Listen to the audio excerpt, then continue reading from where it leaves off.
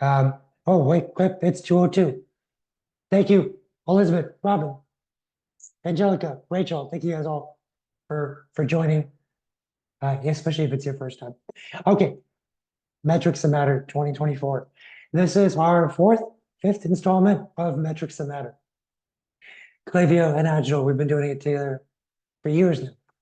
And our plan is just to come in and try to convince you a little bit about, maybe metrics that you've been using that may not be the most important for the health of your business. And if there is some evolution, well, what is that evolution? Quite simply put. My name is Nick Rajpal. I'm the VP of Strategy here at Agital. I've been here for 16 years. I first joined to develop our solutions like SEO, Google Ads, email. And today I oversee the strategy department that is really figuring out how to move away from channel-based marketing and return on ad spend-based marketing into something much more healthy for your growth and for your efficiency.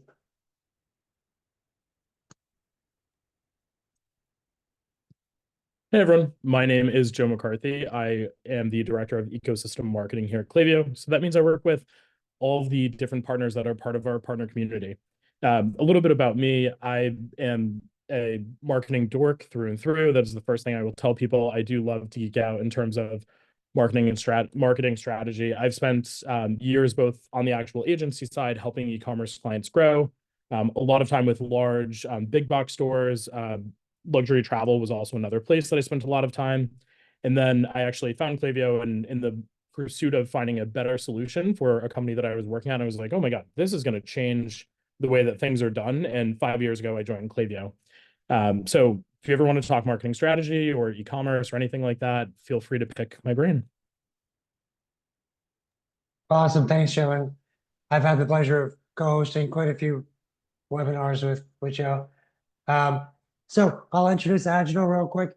You may remember Exclusive Concepts. About 2 years ago, we started to develop a new brand, and we started bringing on other agencies like High Noon and REQ and WDG, EK Creative, to basically just build a new niche, a powerhouse in the world of marketing. And simply put, there's full service and specialized marketing agencies. That's one hemisphere of agencies in the world. Then there's like very thoughtful consultants and strategy on the other hemisphere, where we're kind of positioned in the middle as an impact agency that does very deep strategic work with our clients to guide, and then we execute as well. We manage over $250 million in ad spend. We have over 750 clients, 9 locations in the US, clients that you probably recognize, and many, many more clients that you would just find when you need them, marketed quite efficiently at the right time. We're the first online retail agency, first agency in Google's partner program, and now, amongst other agencies, we are the rising star for Microsoft, BigCommerce's Agency of the Year, Yapo's Agency of the Year. And we've had an amazing partnership with Klaviyo, especially when it comes to our clients who regularly get surveyed by Klaviyo, and we maintain a very high 10 out of 10 response from our clients in terms of being a partner. The only other thing that I wanted to bring up, which will guide us in our presentation, is that as we've gone from roughly 6 channels where we manage clients to over 15, we've changed the way that we plan marketing. We think instead about channel by channel, more along the lines of, okay, we have a strategy for cold awareness targeting. All the channels can work together on that. So we've defined 5 desired outcomes of the types of activity that we want to see: a lot of great activity, awareness activity for your brand, consideration, that's non-branded search, conversion is just getting past visitors to buy, loyalty is getting past customers to buy again, and advocacy is getting likes and shares and reviews. I want each of these activity levels grows like a force of energy. They virtuously start to support each other in a virtuous cycle. So we'll call back to this regularly and these concepts throughout the presentation. Thanks, Nick. So as Nick mentioned, Nick, it's obviously such an honor for the Klaviyo team to participate in the Agital webinar. This is our third time doing this, our annual metrics that matter. And as everyone can imagine, sitting in the audience, the metrics may change a little bit each year based on what's happening in the market. And this webinar is improved every year because of feedback from everyone that has participated and joined and listened. So it's really just an honor to be here with you all. Today, I'm specifically going to talk to you a little bit about how Klaviyo can help power smarter digital relationships.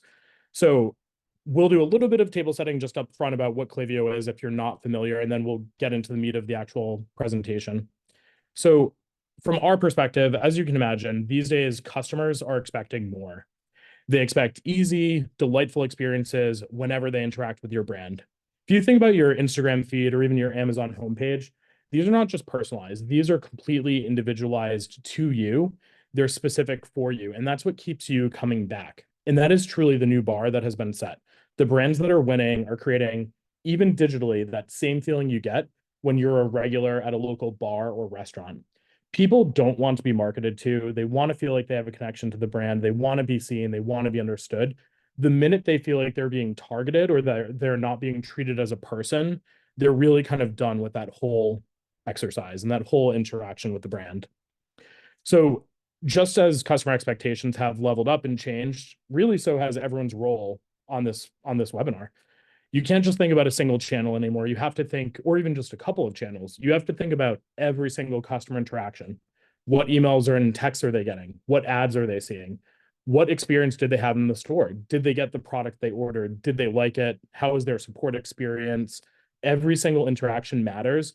And you're all in the driver's seat. Like, we're in charge of this. And the good news is that it's all up to you. And then at the same point in time, the bad news is that it's all up to you.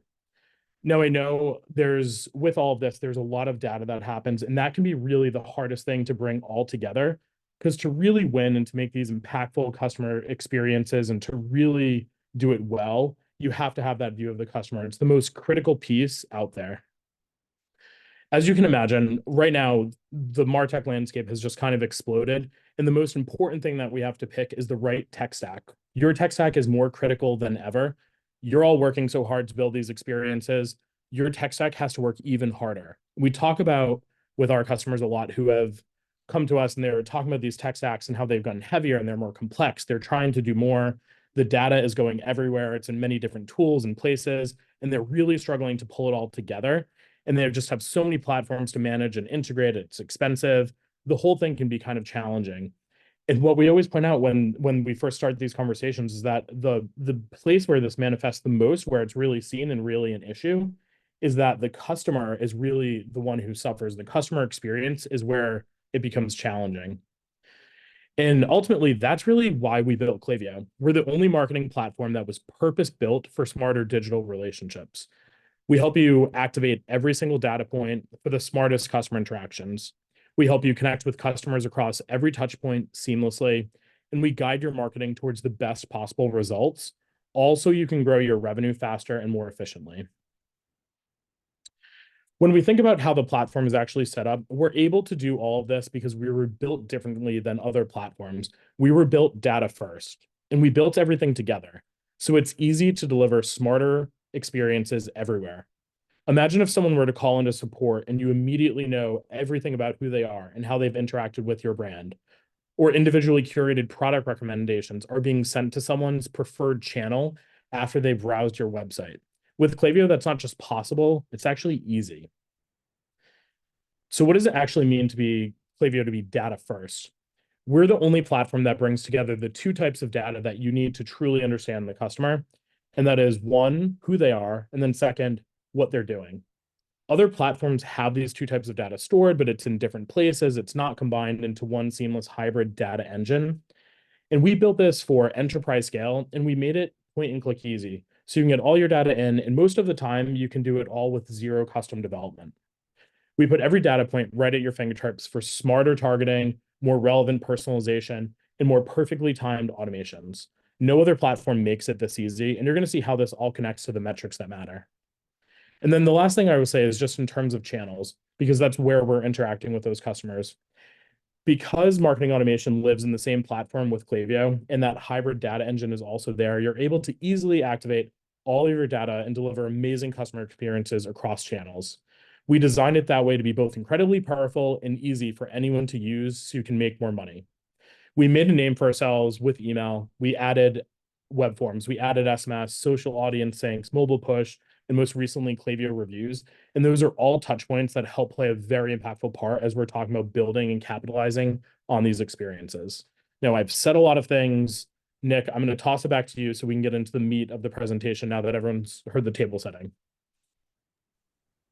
Awesome. Yeah, we love Klaviyo as marketers who like to bring channels together and think more holistically. Klaviyo is just, you guys have been doing it that way from the get-go. I've got a lot of notes in the chat asking whether we're recording. Everyone will get a recording. Everyone will get a PDF copy every time. So, okay, we're gonna dive in. We're gonna talk about 4 different metrics, kind of like a metric that you know very well, and a metric that you may have been hearing about, but you're not quite sure if it makes sense for you to jump to.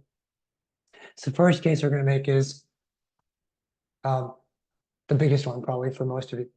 No longer focusing too much on ROAS, return on ad spend, and instead thinking about MER. MER is marketing efficiency ratio. We'll define it all. Most people know what ROAS is, right? It's how much money you made in a platform divided by how much ad spend. So there's definitely points for this. People like return on ad spend for a lot of different reasons. They think there's a way to use that calculation compared to their margin, and like they know their profitability, but they can look at return on ad spend from one channel to another, compare, and they can compare their return on ad spend today versus years ago. It's a nice benchmark. But want to start to dive in a little bit deeper on like what are these platforms and how do they actually work, and are you even looking at it the right way? So first, think about platform analytics. This is like when you look at meta ads for Google Ads. If you look into a Google Ads account and you're looking at the data is not actually in the platform account for you to determine whether the ads or this particular form of ads is profitable compared to other channels. Not even looking at your contribution. It's a little different than that. It's built for decision making. So we'll kind of give an example. Think of 2 different types of things here. There's Google Analytics. That's not platform analytics. That's all your analytics combined, right? Like analytics for all the different sources. Google Ads would be a platform analytics. So we'll compare. You've got an experience here where someone searched for something in Google Shopping. They saw your ad. It was a non-branded keyword that they typed in. You're selling shoes. They saw an ad. Then Meta hit them with a remarketing ad because they didn't buy yet. Now they know the name because they saw a Meta ad. They go back to Google, type in your brand name. They click. They still didn't buy. Then they clicked on an SEO link later because they remembered your name again. They're about to buy. They saw an email pop up for 15% off. They sign their email, gets the purchase. That's a very normal scenario. Now, all these channels kind of working together. If you're in Google Analytics and you set your attribution model to last click means, hey, Google, tell me, put basically 100% of the revenue value of that purchase in whatever the last click was. So you look at it that way, you'd say, hey, we need to invest more in email. You wouldn't have even gotten this person to the door in the first place if you didn't do Google Shopping and nurture them. So you might use something like positions based, which says the first was important, the last was important, and then 20% everything else in between. The nice thing about this is there's no double counting, but it's really not a correlation analysis. You can't really tell where something happened, what you can pull back on or invest more on, but it's still pretty helpful. But Google Ads, where you calculate your return on ad spend, is quite different. That same exact experience in Google Ads will only reflect on Google Ads' contributions to that chain. So That was the Google Shopping, the search ad. And in that case, it will give for last click 100% of credit to the search ad, and a positions base it splits between the two. It's not exactly what you're looking for either, and it won't opine on other channels. There's some other issues as well with return on ad spend. Meta, for example, doesn't continue to track throughout the entire buying process. So Meta has a lot of contributions that it has to revenue that don't get counted for. And especially if you're in a business that relies on search ads, Meta that might be bringing awareness to you probably is going to go past a 28-day window or a 7-day window, not get credit, even though it is contributing to revenue. There's other issues as well. You might have a Meta ad that is getting people to sign up for 15% discount, and all the credit goes towards email, right? So you're spending 300,000 on Meta, but it's driving all these signups for the first purchase, but email gets all the credit. Or Meta is going and distributing its value onto Amazon or Google. But one of the most complex parts about where return on ad spend is a bad way of looking at things, is if you looked at your marketing investments, you basically put them into two houses: owned media and paid media. And your paid media often is driving people into your owned media, like email and SEO, where they finally get realized. And in this broken chain, not only do you take away credit from your ad spend, you haven't considered giving credit to the owned side either. How much have you spent on owned media as a bundle of all the things that contribute to revenue? So the right way to plan the two houses of paid and owned that combine towards the best revenue number is using marketing efficiency ratio. It is looking at all your marketing dollars, including your agency fees, divided by how much revenue you have. In other words, for every dollar you make, how many pennies of that dollar went into marketing? And what's really surprising about this is you might think you're not that efficient until you look at your marketing efficiency ratio and say, are you serious? I have 30% margin and I'm spending 3% on marketing. I thought I was like break even. And you can be so much more aggressive. And guess what? Your competitors probably are doing this calculation. And that's why they are more aggressive. And you think they're burning through money when really they're just looking at the big picture. So some tips to improve MER. For MER, do you need to know where you get your new customers? If you're in what's called a search-based journey, where people know the language of your category, then you should be spending a lot of money on search. If not, and you need to actually build brand awareness to grow, focus on awareness. That's the top of the funnel. And then make sure if you're MER, if you want to see marked improvements, invest a lot in conversion. This is the cocktail of ads and email, conversion testing that come together to convince a visitor to become a customer. And then if less than 80% of the customer lifetime value matures within the first 6 months, meaning there's a lot of purchases for a long time, anytime your marketing efficiency ratio is off, instead of just going to the market to find new customers, go back to the well. Get a lot of sales from past customers for cheap, and it'll bring your MER back in the state that you want it to be in. And then from our side, I think what you'll hear in terms of how Klaviyo can help drive efficiency and really impact the MER number, it's really going to come down to the data that I mentioned when we were first kind of kicking off and how you're using that data. So first and foremost, it's one, you have this powerful set of data that's available to you. Customers have shared it. It's captured based on what they're browsing, what they're doing. But that data is really kind of a very important part. So first and foremost, when you're building out campaigns and automations, and you're even looking at paid ads, leverage the data that you have. So start by segmenting your customer data and really determine who your most valuable customers are, who your potential customers are, and make sure that you're sending them relevant communications that are going to help drive increased conversions. All of those increased conversions based on that relevancy, they tend to perform much better. You see higher revenue per recipient.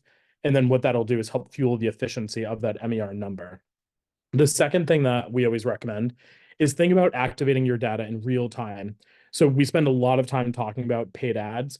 And with Klaviyo, you can do a dynamic sync. So once you've identified, for example, who your VIP customers are, you can sync those to Meta, or you can sync them to Google, and you can use your first-party data, your VIP customer data points, to actually target lookalike audiences and really make sure that you're maximizing your paid media based on your own data. And then when we think about on the growth side, how can we kind of continue to double down on that data? Maybe it's looking at actually using lead gen ads. So think about building a great segment of VIP shoppers, singing it to, say, for example, Google or Meta, and then actually running a lead gen ad. So in this case, we're thinking about actually trying to get that first conversion to be sharing an email or sharing an SMS phone number where you can start to build that relationship with the customer. So rather than focusing on immediately going to, can I get them to convert and buy this product? Testing into the idea of, can I get them to actually just share a bit of information with me, their email or their SMS, and start building that relationship. So you think really long-term about building a longer relationship with them and then going after that initial sale.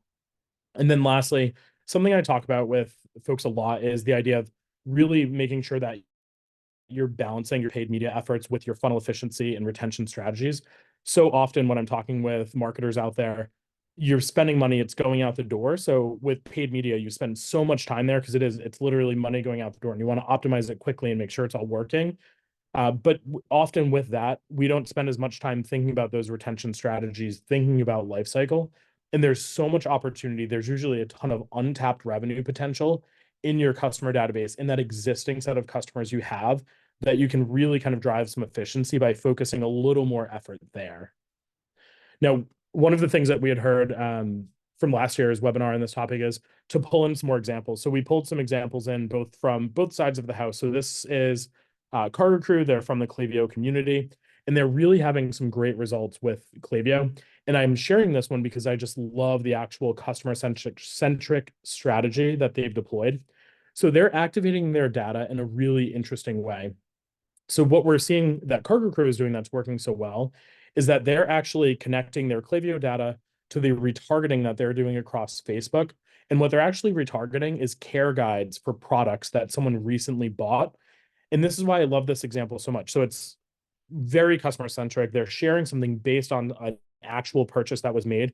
They're telling them how to actually take care of it, how to elongate the life of that product. And what they're actually seeing is that though they're really positioning content to that audience about care, they're seeing reorders occurring as a result of it. And they're actually seeing a 74.9x ROI from this, which I think is just tremendous.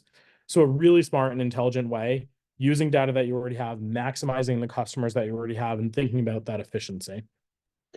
I love that one because it's like, it's actually talking about advocacy as well. You're trying to elicit a very high review, a happy customer. You're taking the extra step, and it activates so much of that virtuous activity cycle of your business. We've been trying to work with clients, kind of just holding their hand through a methodology maturation process to go from channel focus and ROAS focus to adopt MER, to adopt customer lifetime value and some of these other things. And as we do that, we start to see what comes through. So I'll give you one example of a clothing company. We were basically focusing everything on ROAS. ROAS was telling us a tiny bit of the picture of their business, hitting ROAS targets, but overall the business was slipping in terms of profitability against margin and overall growth. As we started to shift towards MER, we could see how much more room there was. If we could just improve MER just a tiny bit, not all from ads, but also from organic and email, we could grow this beast. And just in a few months, we went from a 12% MER to 8% and doubled the revenue year over year. So it's an opportunity to not just activate your mind around something that is so much simpler than 15 ROAS targets, just one MER target activates a lot of growth and it surprises you. When you're thinking MER though, MER is actually a short-term goal. We think of it as cash in, cash out. Important for your business, for sure. How much did you spend? How much did you make? But you've got to think about long-term goals as well. Cash in, cash out can be at the cost of long-term goals. Long-term goals include, I have a customer lifetime value. Wouldn't it be nice if my customer spent a little more? I've got a target cost per acquisition. Wow, that's really low. I could be more aggressive than that. Look at my customer lifetime value. Why am I spending so little? And how are you tracking on net new customers over time? We try to encourage businesses to find where they are in this spectrum. Are you supposed to only think about keeping things short term? Do you have financial issues or credit lines that are at stake? Then keep things short term. Heal yourself. If you've been efficient for a long time and you haven't seen growth in a long time, switch over to focus on long term. Set more aggressive KPIs in CLV, CPA, net new customers, and hold yourself on MER. If you want just a little bit of movement on each side, go for well balanced. And just to see from your peers where everyone's at, let's see what everyone would choose. Again, we have about 1,000 people signed up to this webinar. There's about 300 people in the room right now. It's typically how it goes, and the other 700 will catch the recording. So let's see from this massive group,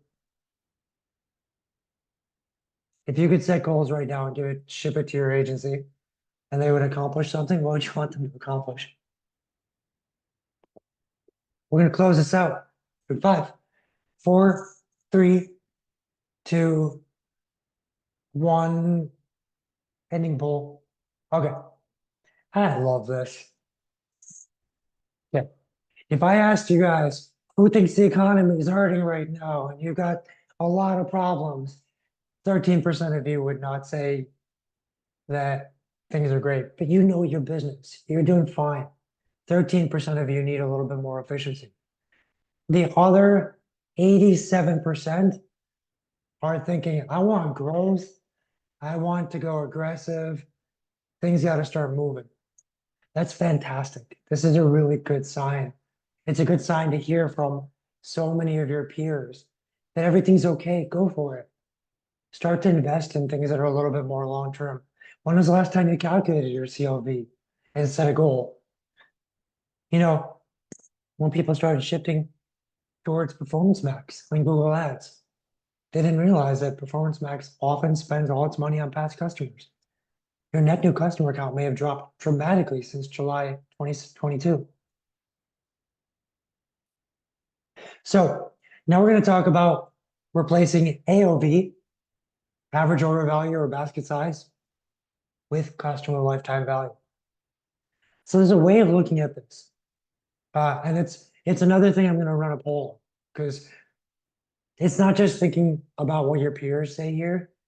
It's clocking this data point for yourself. There's 3 different general groups of repeat windows. There's the business where there's like no repeat business. Your customer lifetime value is $100, and the value of the first purchase is $100. Like that's it. Okay, that's no repeat. There's short repeat windows. You're selling something that is only relevant to an infant in their first 6 months. Well, they're not going to be infants in 7 months.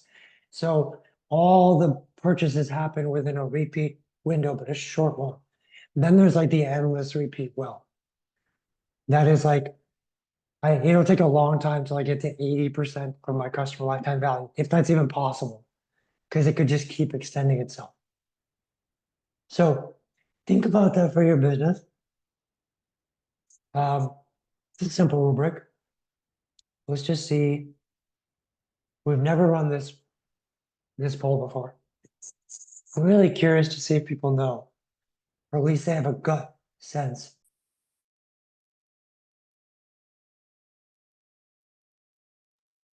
The polls are always my favorite part of this.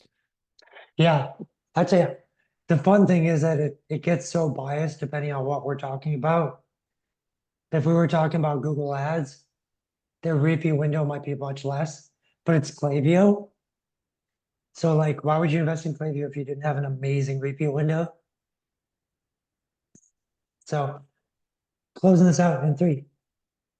People are just answer. Closing out in 5, 4, 3, 2, 1. Okay, before we go any further, shout out to Logan Durant, 40th birthday today. Happy birthday, Logan. Okay, sharing results.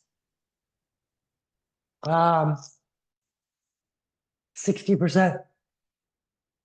Mama mia, that's a lot. I mean, you should be investing in a pretty high target cost per acquisition. Just think about it. If your first purchase is like $100 and your customer lifetime value is 1,000, you need to make money on your first purchase. 27% are saying short repeat, 13% no repeat. It's tough. Your job is tough, but you know what? You should be using email for conversion. That's where you start thinking a little different. Your loyalty and advocacy is a little cut short, but you can go really big on email to matriculate someone through that process of interest to purchase. Could I add something to that, Nick? Because we won't talk about it later. I Yeah. think when we talk, we see this frequently from some areas, things like mattresses, because you're not buying them so frequently. We actually see it have this question come up a lot with things related to weddings, like wedding gowns, or actually like jewelry, engagement rings, things of that nature, where the repeat purchase is not high, but there's typically a very long shopping cycle that predates those buying cycles. So investing in Klaviyo, investing in channels, even SMS and email, to kind of continue the education can be a really huge opportunity and something that works really well, especially from an automation standpoint. Because if you have someone that's interested, particularly this happens with wedding gowns, if you're buying a wedding gown and you're suddenly like, oh, well, we're 3 months out, you're going to need to send a very different automation from someone who's 9 months, 12 months, 16 months out. So just something I always think about, because it's a very common question I get at live events, and I love to dig into that. But sorry. Love it. Love it. We're going to introduce something that, yeah, you're going to want to revisit the PDF on this for. We've already talked about, and you've answered for yourself, whether you want to keep things short-term, well-balanced, or focus on long-term. Make that your column here. Okay. And then, or sorry, make that your row. And we've talked about your repeat window. So find your cell here. I'll give you an example. If you have a high repeat potential, which most of you do, and you want to keep things well balanced, then what we recommend is take your 6-month customer lifetime value, where you're at 6 months, multiply by your margin so you know your break even, and then set your target cost per acquisition to 20 to 40% of that. Still gives you a lot of room for profitability, but you'd probably be surprised your target cost per acquisition might be factorially lower than what you would come out with this calculation. And you have room to breathe in your business to accomplish this and grow much faster. So tips to increase customer lifetime value. Joe's already talked about the power of integrations with Klaviyo. Integrate. Get your Klaviyo list to populate out to Meta, to Google, to Criteo. Those are all native. Meta is what you guys started with. Google Ads, you added Q4 of 22. You added Criteo Q1 of 23. Zapier for Pinterest and for Bing, for TikTok. You can coordinate all this to get high customer lifetime value. Keep calculating your repeat sales window. Keep calculating your targets. As your customer lifetime value gets better, your target cost per acquisition should go up. And just remember, like Joe showed in the last example, ask for likes and shares and reviews. They beget more awareness. Enough reviews on a PDP, you'll double your conversion rates. So make that part of you extending your customer lifetime value. An action like reviewing or sharing or liking is a precursor to many more purchases from that same person too. And from our side on the Klaviyo end of things, so again, you're going to hear a little bit about data now. You're going to hear it from me the whole time. First and foremost, analyzing that customer data to identify similar product purchase behaviors. So are there intelligent cross-sell and upsell recommendations that you can make, especially if someone's recently purchased something and you know that many customers typically buy these two items together? They just engage with you. They're looking for updates for you. Great time to introduce a cross-sell and an upsell product. Beyond that, think about growing your customer data. So growing the actual data that you have to personalize and segment those communications. So think about things like asking additional questions and forms that can automatically be updated to Klaviyo customer profiles. So within Klaviyo, every single customer you have gets their own profile page, and we can continually add and update that through things like quizzes or pop-up forms. And then keep in mind that all of their interactions, what they're buying, what they're browsing, whether they open this email, whether they receive this text message, all of that gets built onto that custom profile. And that all becomes things you can use to target with. And then last is really think about guiding your next step with marketing, leverage AI products, leverage our predictive analytics suite. All of these things will help enhance metrics, which helps with the overall CLV. One of my favorite things to talk about with CLV in relation to Klaviyo is our predictive analytics. I know I went through the attendee list for today. We have some folks that sell consumable goods like CPG products, makeup, hair care, things like that, eventually you're going to run out. Our predictive analytics suite can help prompt those users when they're either about to run out, because we'll predict that date, or if we predicted that they should have already purchased, we can send a prompt to them so we recoup that sale. So lots of ways that we can think about enhancing CLV, right from data all the way to post and repeat purchase. And then just to share a quick example of someone who's doing this really well. Many of you are probably familiar with Andy Swim. They're another customer from the Klaviyo community. And one of the things that I love so much about what Andy has done is that they are actually using a quiz, and they're essentially asking their buyers to share, what type of bathing suit are you interested in? Colors, shape, one piece, two piece, things like that. Buying a bathing suit is such a personal purchase. It's so specific to the individual. They capture all that information, they store it on the Klaviyo customer profile, and then they use those data points to send very relevant, very specific product recommendations and suggestions based on those preferences that have been shared.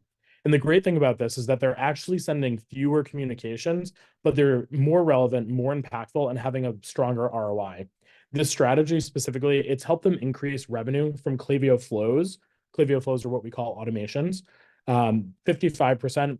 And they're even using these same data points in their paid retargeting, and they're seeing a 29.9x on those retargeting strategies. So again, all about activating your data and collecting more personalized data from the customer that they're willing to share because you're asking, and they're willing to engage in those types of value-based relationship exchanges.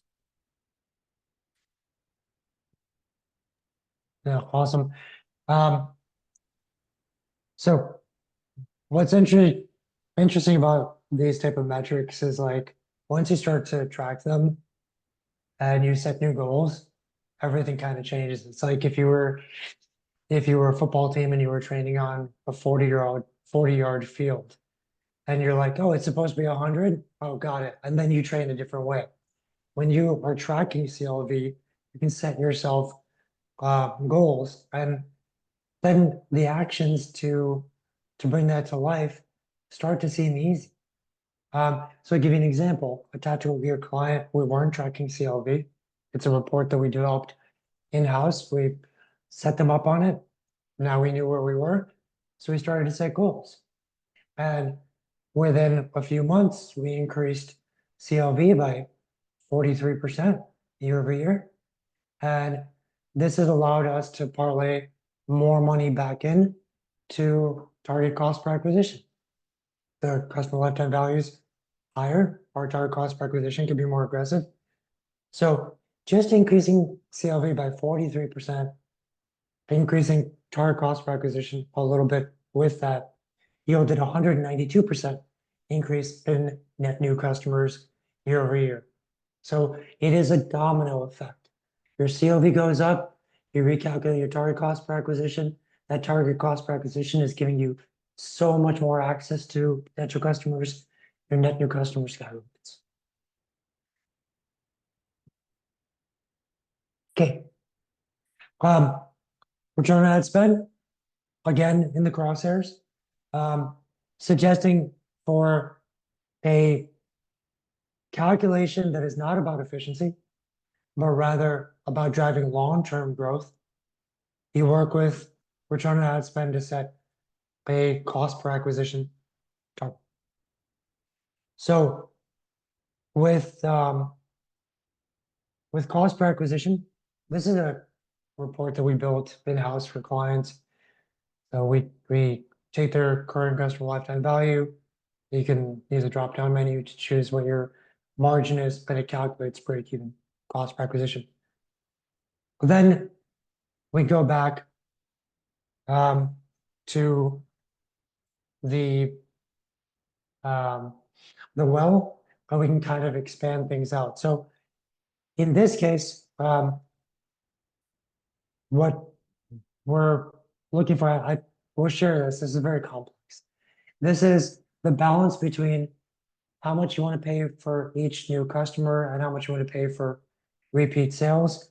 But for those of you who participated in figuring out where you are in the X and Y axis here, you'll be able to calculate both of these two grids as part of our growth target matrix. So I'll skip over this and allow you to take that in when we send it out.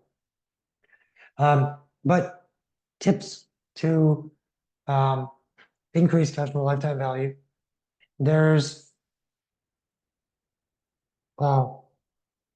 still prioritizing the consideration versus awareness to get repeat window, repeat sales back in. There is a little bit more on the meta side that we ask clients to think about. Usually when we take over prospective clients, there's no separation between past customers, active visitors, and people who have not engaged. You really want to set your focus on past customers as much as possible. And remember that when you're trying to acquire more customers, it's okay to lose money as long as this is part of your in your calculations. Your customer lifetime value is large enough for you to make that happen. Cool. Thanks, Nick. So a few things on our side. First and foremost, one thing that we would really advise on is thinking about the way that you target your paid ads.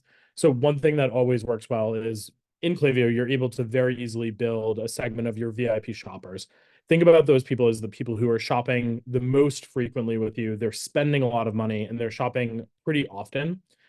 In that particular case, you can actually use that as your segment, connect that to Facebook, or connect that to Instagram through the Meta integration that we have. And essentially, you're able to use that connection to say, like, please go find additional people that look just like these individuals. So that way, you know that you're not guessing on the Facebook or the metadata, you're using your own first party data to say that these people and people that look like them are most likely going to like my product. They're most likely going to purchase from me. And the best thing is that not only is that great for acquisition, but it's also good for retargeting. The way that our segmentation works is that it's dynamic, it's always updating. So when you think about, did someone just buy something? We're not going to show them an ad if they just bought something because it syncs very quickly and you can be sure that it's always updated and removing that. So I know one thing I've heard from many people is, they suffer from having to upload lists and things like that really make it challenging, both to hit target CPAs, but to also balance retargeting. So just a huge out-of-the-box functionality of Klaviyo that I always want to make sure people are aware of. The next one is thinking about conversion. So again, earlier we talked about the idea of balance and making sure that we're spending just as much time balancing retention strategies, lifecycle strategies in line with paid strategies. Really think about focusing on how are you converting as many of your new website visitors from unknown individuals to users and contacts through website sign-up forms for both email and SMS. I always am surprised by how sort of like not enough emphasis is really put here. I remember in a past life, this was something that we actually met on weekly, and doing that weekly and really focusing on the testing and optimization of those sign-up forms drove us to have much higher sales because we were instantly converting those users. And then we were opening up that idea of building a relationship. So we were really focused on the sale in the long term and first focused on like, let's just get to know them. Let's open that relationship up. And then the last thing, a feature that I love to talk about within Klaviyo is our benchmark. So we can help guide that whole experience because we have data that's captured and shared for your business. It's relevant specifically to your business age or size or product catalog.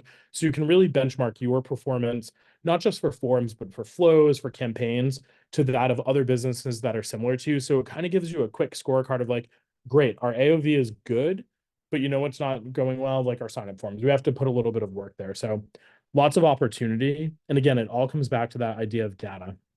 Now, again, pulling another example from the Klaviyo community, I'd love to share this Kid and Lane example because not only have they had tremendous year-over-year growth through flows and through segmentation, but they've had some really strong results as a result of form testing on their AB form. So they've really prioritized putting a lot of time and effort into making sure that they're capturing those users who are coming to the website, getting them to convert. It's probably pretty small here, but you can see that they tested one particular form. They tested it with 30 different versions to really maximize the conversion rate so they could get that many more people onto their database and really have the opportunity to not just have that first sale, but again, to be able to sell to them later, to start up that relationship and educate them about the product and care for it and all of those things. So again, just something to keep in mind, balance what you're doing, but really think about, am I focusing where I can convert those users for the long-term sale?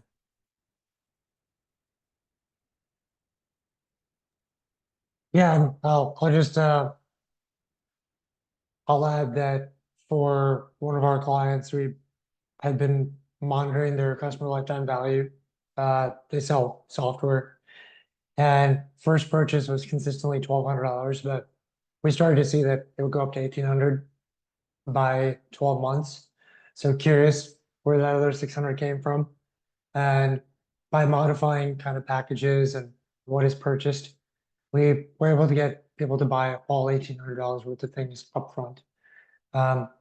And that allowed us to increase our target cost per acquisition by 48%. Keep in mind, sometimes your target cost per acquisition is so low, 48% is not even that much. And it helped us drive 20% revenue growth in a market that is tough to grow in, especially when you're already kind of a dominant player. Marketing efficiency ratio hardly got impacted. It only went up by 2.38%. That's not from like 6 to 8. That is like 6 to 6.12. So, and I'm just using that as an example. It's not actually 6.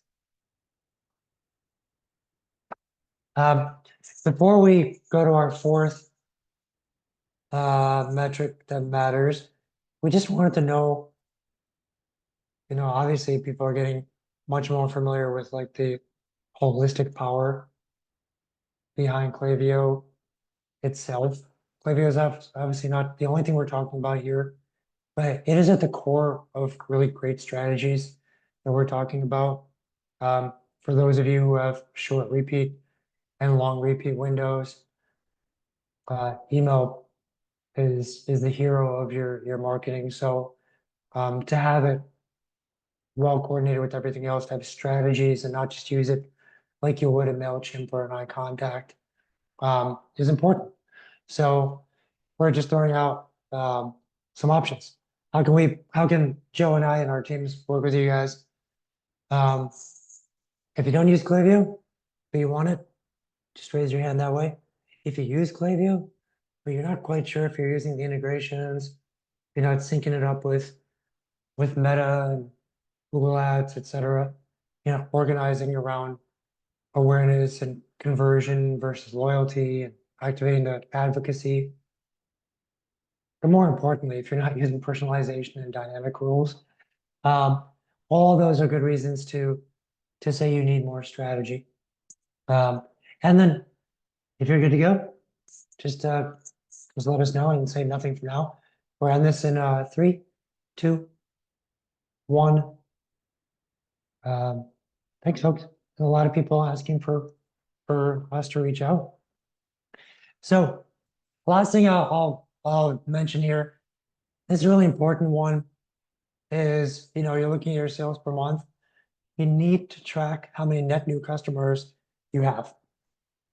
And the reason that this is important is if the AI systems behind Meta and Google are given the opportunity to run ads against anyone, just anyone, and hit goal, if you've got a short repeat window or a long repeat window, guess where they're going to find the best, most active buyers?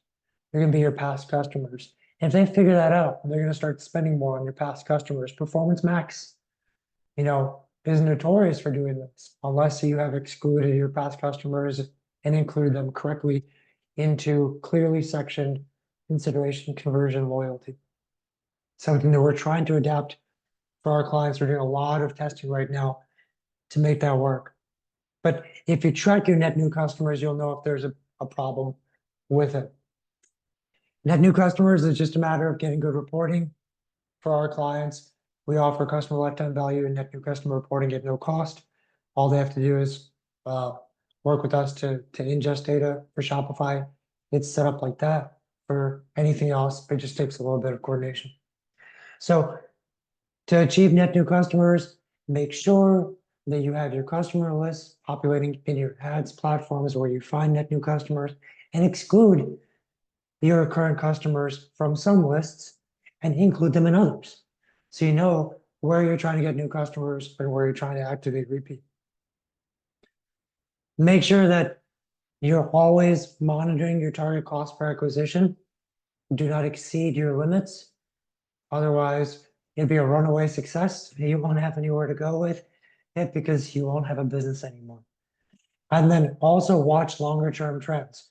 July 2022 was when Google Shopping forced everyone to switch from Smart Shopping to Performance Max. Just before that was the pandemic.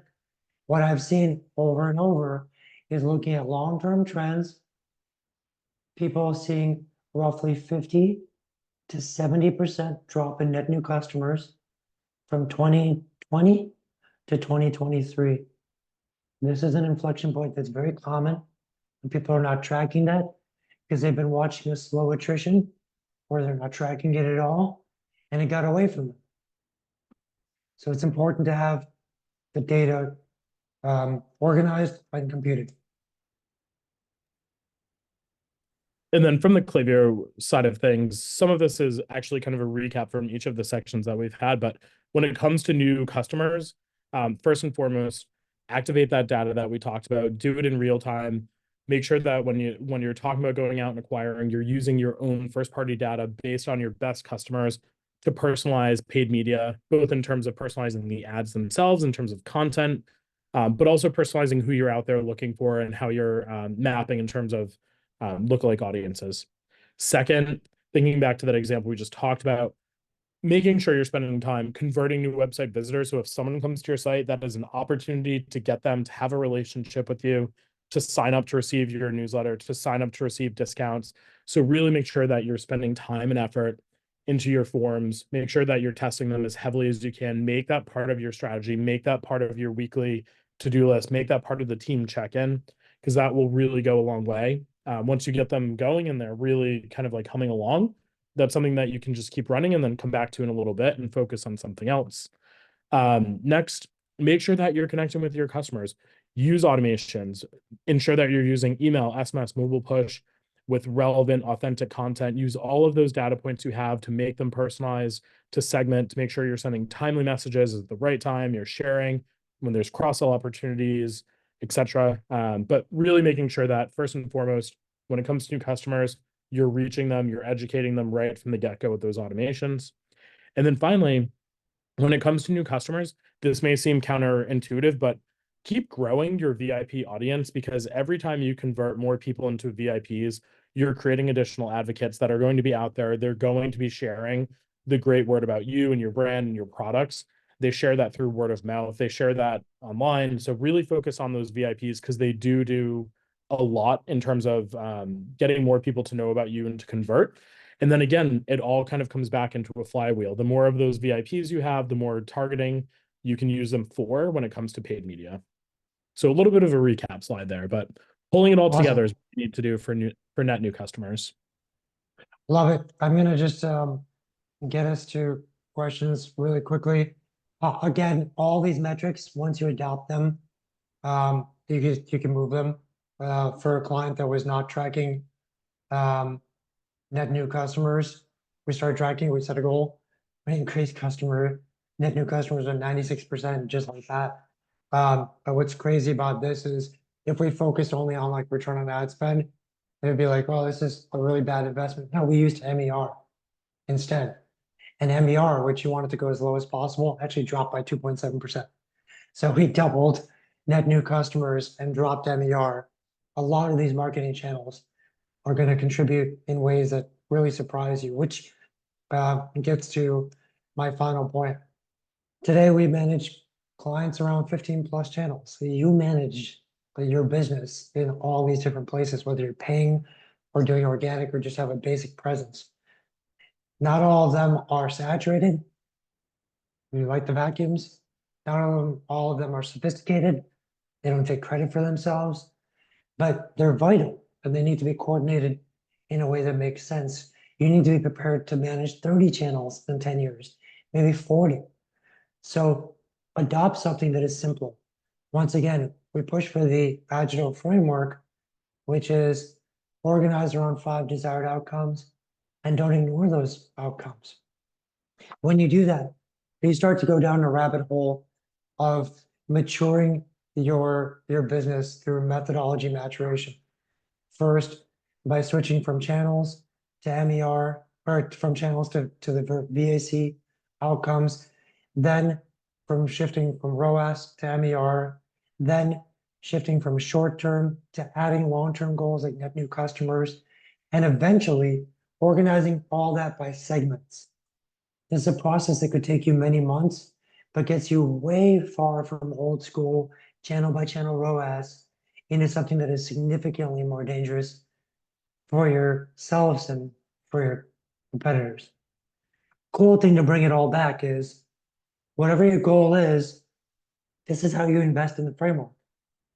You want more MER? Invest heavier here. You want to increase your customer lifetime value? Invest heavier here. You want to allow yourself to increase your CPA? That's where you go. You want net new customers? Same place, but add advocacy. It's not that difficult. Simplify things. Less metrics, less things to manage, more growth. With that, if anyone actually wants Agital to develop a new from scratch plan for your business, we don't charge for this. I'll be involved. I'm involved in each one of these.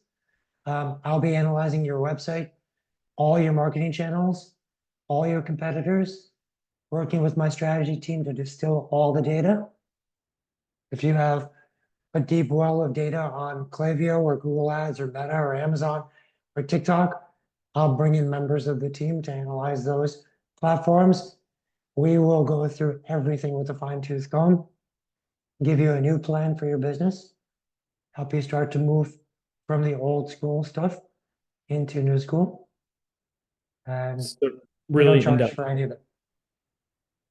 definitely recommend it. It's a very in-depth process that covers off on everything. Nick was walking me through this a few weeks ago because I needed a refresher, and the just like the end-to-end amount of detail and data that the team drives into is really amazing. If we get it right when we plan everything, then we're gonna have a long-term partnership. So we try to do as much upfront as possible with the right people who stay on the account after. So while people are still answering that,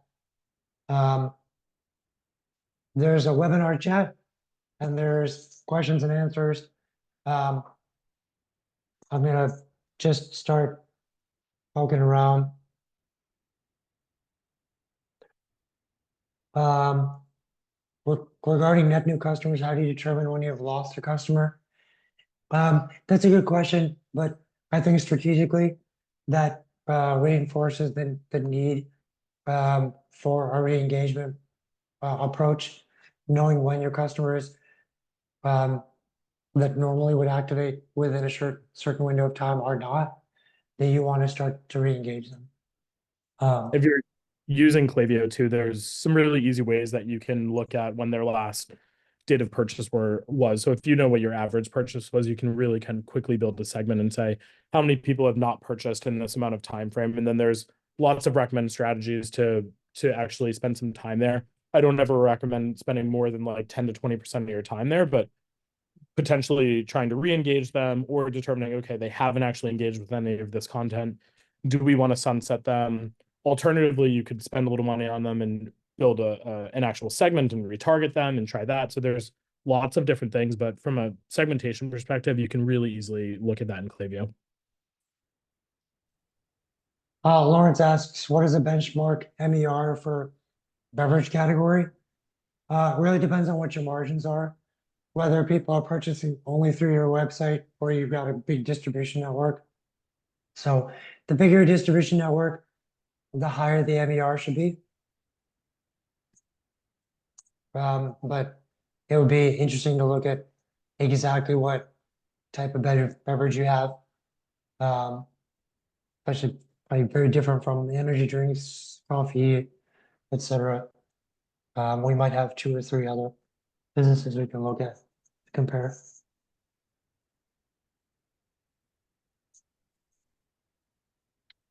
Would love to invest. High problem is margin. Same, Lawrence. If margin is slim but customer lifetime value is high, that's where you start to find your through line. I think there was just a really interesting question that had popped up about selling salon furniture specifically and sort of how to think about repeat purchases there. I think one of our customers, I can't share their name, but one of them sells a very different product, but it's a similar situation. What typically we recommend there is that really think about like of those people who have just bought for the next 2 to 3 years, they may not actually be shopping, but could they be turned into advocates? Could you be sharing information with them on care products to actually take care of it? Do you need like oil or this is not my forte, but like some sort of like oil or something that actually enables the chairs to move up and down? Like what products could you sell in the meantime? But really, how could you kind of convert them into advocates? Can you share stories? Can you show designs of like new salons that have used some of the new features, or maybe they refurbish some of the products? So I think there's the idea of keeping them engaged over that time frame and maybe not pushing the sale. Maybe they go into a different segment of keep engaged but don't push a sale. That might be something to consider. Awesome.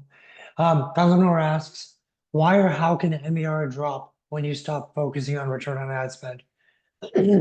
So if you're trying to increase your business and you have, oh, there's so much here. If you invest in a search-based business, which means that most of your business, you expect people to search for your category, then and you show up and that's, akin to success, then Google Ads will show you that it has a really great return on ad spend. Meta is not built for situations like that. So the return on ad spend in Meta is actually going to look like it's really bad. If you ran a media mix model or a correlation report around MER, you'd find that Meta is really supporting your growth. Meta is just bad at reporting on. That's one of the instances where you move away from the shortcomings of return on ad spend and harness MER. But here's another example. You spend $200,000 on ads, you spend $5,000 on SEO. So with your ads, instead of focusing on return on ad spend, you spend instead of SEO 5,000, you spend 10,000 on SEO. You try to bring down your cost per clicks. You spend money on conversion testing, another 3,000.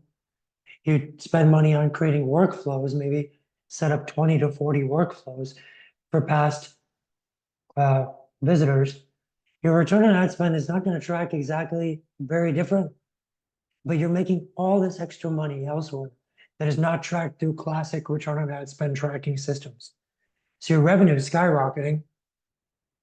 It's just not being tracked in the ads platforms. Ads platforms don't capture everything is the problem. When you start to invest elsewhere and you start to look at the big picture, you'll see that there's a whole story going on way beyond that.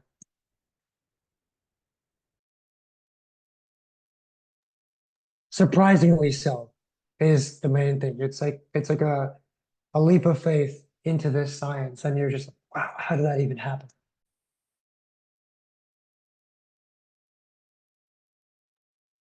There's another question that came through about the Klaviyo Google audience sync. So very similar to the way that I talked about Meta specifically earlier. So you can build an actual segment in Klaviyo, whether it's VIPs, shoppers who maybe haven't bought recently, one of those groups, someone you're trying to re-engage, and essentially you can connect that directly to Google audiences and use that to target for look-alike building, things of that nature. So it's very similar, almost plug and play, slightly different in terms of the ad units that are available in Google versus a Facebook and an Instagram, but the actual activity, the steps are all very much the same, very easy. And then there was another one from a Daniela. Daniela, I actually came from a company when I worked in the travel space. I know exactly what you're talking about with Amadeus and what that system looks like. So I will definitely take a peek into that. It's not a question I've actually had, but happy to take a peek in, and we'll have your email address from the registration, and I can reach out. Caleb's asked a few questions about MER. There was that one slide that we talked about MER dropping from 12% to 8%. But isn't anything less than 100% MER losing money regardless of margin? So marketing efficiency ratio is the percentage of revenue that is spent on, that is reinvested in marketing, essentially. So if you were reinvesting 12% in marketing, and you could bring that down to 8%, that's a good thing. If you were 100% marketing efficiency ratio, that would mean that you are spending everything you're making at the revenue level without even taking into account margin. You asked another question like, should you look at your marketing staff, your agency fees, things like that? I prefer that. Yes, I think that a marketing efficiency ratio should be all inclusive of all your marketing and sales and agency costs, technology costs as well. Know where your standard is, and then keep working from there.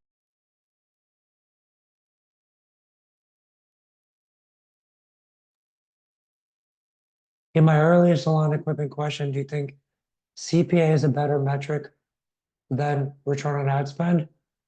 CPA is a great metric. I'll put it this way.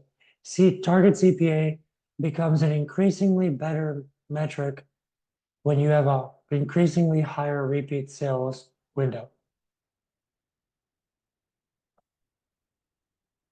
If you don't have a very high repeat sales window, then your return on ad spend and your target cost per acquisition are acting in a very similar way. And I think there was a question from a Taylor asking for what types of consideration content. So Taylor, I just very quickly went to the website and looked at automotive lightning without really knowing a ton about it. I would say in terms of like very much educational content, and this may not resonate, but maybe there's an offshoot of what I'm suggesting just without knowing the product fully. There's probably educational things you can talk about. So like, what are the health and safety benefits that might come as a result of using the type of lighting that you have, especially if it's like an after parts type of thing. Alternatively, if it's maybe there's actual content on like customization and projects that people have done to kind of use the lighting that I'm picturing. So I think there are some ideas like that. But it really might be kind of sharing some user generated content that you're able to capture in that consideration content for like how and why the product, and really kind of make it product centric. My initial perception is that it might be a relatively costly thing. So like, how do you differentiate? Maybe there's an actual matrix comparing your product versus a competitor product. So they're really kind of understanding, and you're helping in making that decision. And that's all things you could theoretically build out in an email. Hope that helps. I'm not sure I'm like fully aware of the product, but with checking it for two quick seconds, that's what I came up with for you. I'm gonna answer two questions, and I'm gonna pass the second question back to you for your answer on it. First question was, what is BECPA? That is break-even cost per acquisition. So it's taking your customer lifetime value multiplied by your margin. And in the formula we're looking at is actually your customer lifetime value by month 6, multiplied by your margin to know how much what target cost per acquisition would there be if you just wanted to break even with that customer by month 6. So anything less than that is going to give you profitability by month 6. The second question was, who is your one client above all others that you hold as a leading example for best practices?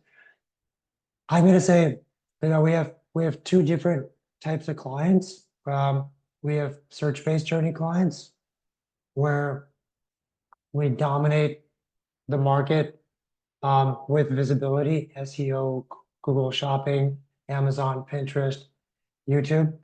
And then there's brand-based journeys where it's all about building awareness, and we're getting direct at-bats with cold businesses. 70% of our clients are search-based, 30% are brand-based, roughly the same for all of e-commerce and digital marketing. And good example of a brand-based would be Balance of Nature for us. Do you have an idea, a thought in mind, Joe, of like a business that uses Klaviyo just really, really well? That is so difficult to answer just because we have so many customers.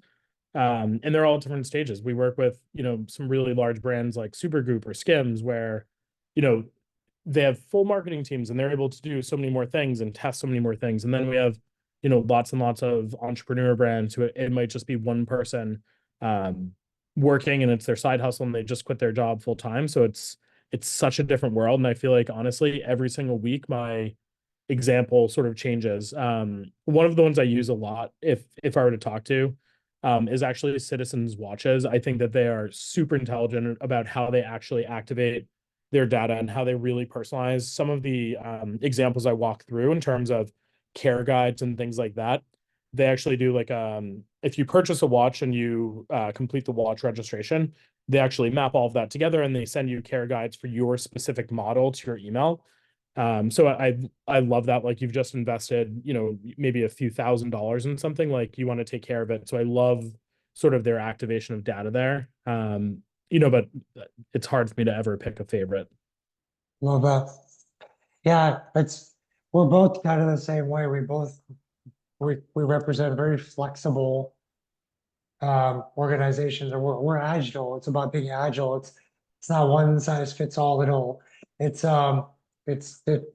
is trying to figure out in this vast landscape with all different paradigms of growth and competitors at different levels of maturation, how to choose your goals today that serve your financial goals and kind of fulfill your potential.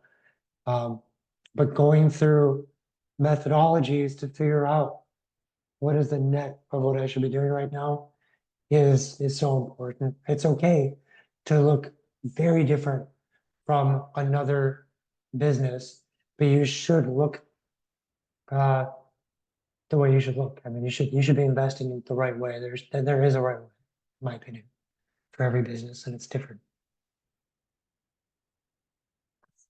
Okay, I know we've held you guys back for a long time. I hope you guys found this meaningful. I see all the notes. Thank you. I'm glad this has been thought-provoking, and hopefully you guys go back and you all came prepared to think in a different way. That's the most amazing thing. Usually when you're like, hey, come to a novel concept webinar that is going to challenge you on the way you do things, and it's going to make work really hard for you, but eventually make it easy, who's going to show up? 1,000 people sign up, a lot of people show up, people open their minds, they share it with each other. This is a fantastic Wednesday for my account, and even better, I got to share it with you, Joe. Same, same. And Thank you really for great questions. So appreciate all the like very tactical, very detailed questions. So likewise, I hope everyone left learning something new. And Nick and the Agile team, thanks for having Klaviyo participate. always. Thanks, folks. Have a good one. All right, bye everyone.